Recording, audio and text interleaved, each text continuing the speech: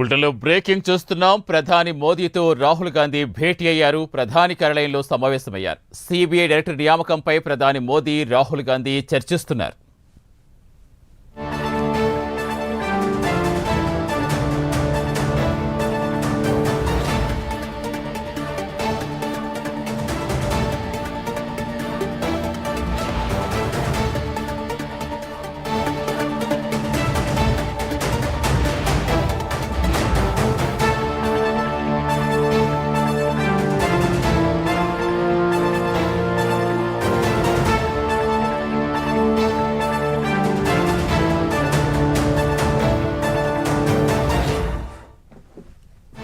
పూర్తి సమాచారం ఇచ్చేందుకు మా నేషనల్ బ్యూరో చీఫ్ కళా జాయిన్ అవుతున్నారు. కళా, ఇంకా రాహుల్ ప్రధాని మోదీ భేటీ కొనసాగుతోందా? ఇంకా ఏ అంశాలపై చర్చిస్తున్నారనుకోవాలి? సతీష్, దాదాపు మనకు ఒకవైపు పెహల్గావ్ దాడి ఒకవైపు జరిగిన తర్వాత సమావేశాలు అన్ని త్రివిధ దళాధిపతులతో, తర్వాత ముఖ్యమైనటువంటి ప్రతిపక్ష నాయకులతో కూడా సమావేశాలు అవుతున్నటువంటి సందర్భం. అయితే ఒకవైపు ఇప్పుడే కొద్దిసేపటి క్రితమే ప్రధాని నరేంద్ర మోడీ గారి కార్యాలయంలో ఇక్కడ మనకు ఏదైతే లోక్సభకు ప్రతిపక్ష నాయకుడు, కాంగ్రెస్ పార్టీ అధ్యక్షుడు ఇక్కడ రాహుల్ గాంధీ సమావేశం అయ్యారు కొద్దిసేపటి క్రితమే.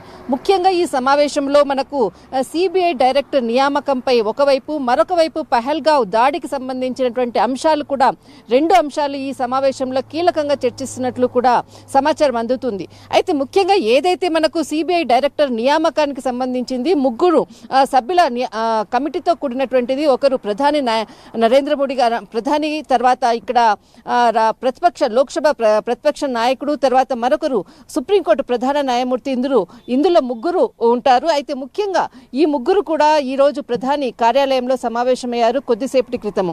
అయితే సిబిఐ డైరెక్టర్కి సంబంధించినటువంటి నియామకంపై ప్రధానంగా చర్చిస్తున్నారు. ఇప్పుడు ఏదైతే గతంలో జరిగినటువంటి 2019లో సుప్రీంకోర్టు ఆదేశాలు ఏ విధంగా అయితే ఇచ్చిందో, 2 సంవత్సరాల కన్నా కనీసము ఎవరైతే నియామకం ఉండేటటువంటి వ్యక్తి అంటే అధికారి ఇక్కడ కనీసం 2 సంవత్సరాలైనా అధికారంగా ఉండాలి, కనీస తన పదవీ విరమణకి సంబంధించినటువంటిది అన్నటువంటిది 2019లో సుప్రీంకోర్టు ఇచ్చినటువంటి ఆదేశాల ప్రకారంగానే దీనికి సంబంధించినటువంటి నియామకం జరుగుతున్నటువంటిది. దీనిపైన ప్రధానంగా చర్చిస్తున్నట్లు కూడా తెలుస్తుంది. మరొక వైపు పహల్గావ్ దాడికి సంబంధించినటువంటి ఏదైతే ఇంతకుముందే దాదాపు కాంగ్రెస్ పార్టీ ఇచ్చినటువంటి ఏదైతే ఉందో, పహల్గావ్ దాడికి ప్రభుత్వం ఎటువంటి చర్యలు తీసుకున్నా ఖచ్చితంగా దేశ భద్రత కొరకు, దేశ భవిష్యత్తు కొరకు మేము మద్దతు ఇస్తామంటూ కూడా అటు రాహుల్ గాంధీ కూడా ప్రకటించడం జరిగింది. దీనిపై కూడా ప్రధానంగా చర్చకు కూడా ఈ సమావేశంలో చర్చిస్తున్నట్లు కూడా తెలుస్తుంది. కానీ ఒకటి సతీష్, మనకు ఒక బ్రేకింగ్ న్యూస్ అని చెప్పుకోవచ్చు. అన్ని రాష్ట్రాలకు కేంద్ర హోంశాఖ మంత్రి ఆదేశాలు జారీ చేశారు. ఈ నెల 7వ తేదీన అన్ని రాష్ట్రాలకు కూడా, ఇక్కడ అన్ని రాష్ట్రాల్లో కూడా సివిల్ మాక్ డ్రిల్ను నిర్వహించాలని ఆదేశాలు జారీ చేశారు. ఏదైతే యుద్ధ మేఘాలు కమ్ముకుంటున్నటువంటి సందర్భం అని చెప్పవచ్చు.